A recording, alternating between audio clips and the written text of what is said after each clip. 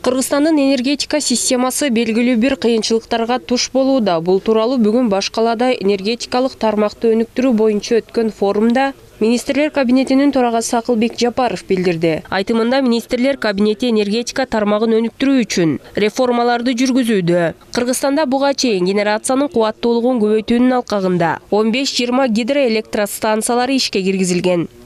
Уважаемые участники форума, около 70% Жакын арада Камбар Ата 1 ГЭСинин курулушу башталат. Суу сактагычтын көлөмү дагы 6 миллиард кубометрге чейин көбөйөт.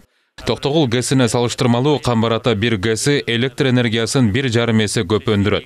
Бала Саруу ГЭСинин курулушу башталып, анын курулушуна бюджеттен каражат бөлүнгөн.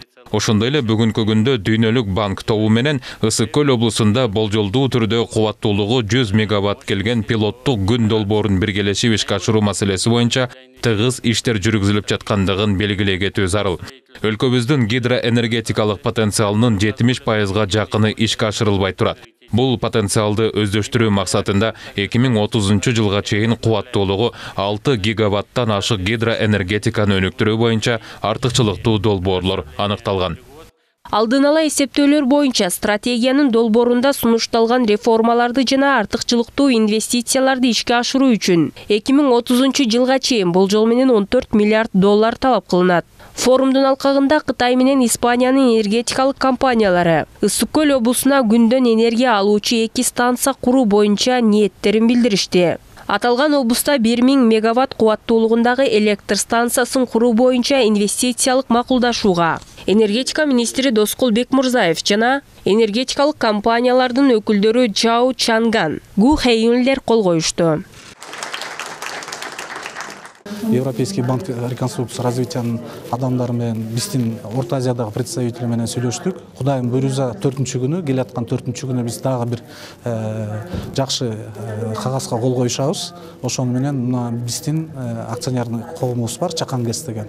Ошону Бишкектин жанындагы.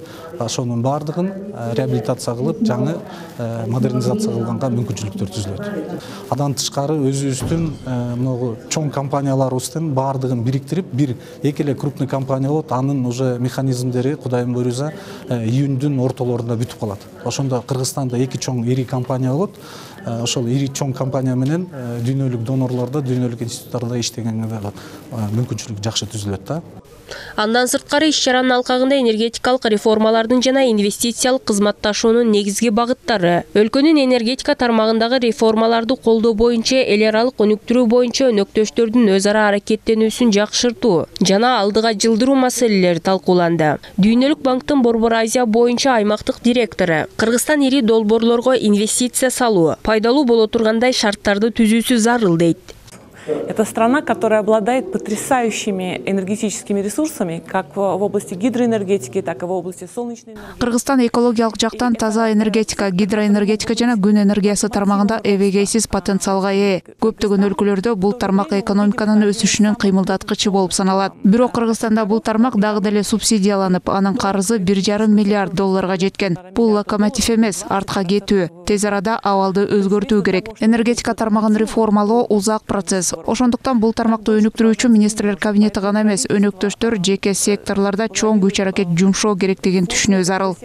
Министрлер кабинети билдиргендей, бүгүнкү күндө энергетика тутумун туруктуу өнүктүрүүнү кайра куруу жана камсыздоо боюнча бир катар реформалар жүргүзүлүүдө. Атап айтканда, энергетикалык компанияларды ирилештирүү жана алардын ишин оптималдаштыруу, аз камсыз болгон үй бүлөлөрдү жана жарандарды колдоого алууну эске алуу менен электр жана жылуулук энергиясына орто мөөнөттүү тарифтик саясат кабыл алынды. Тазагүл Эмилбекова, Мээримбек Жусупбек уулу, Нью ТВ.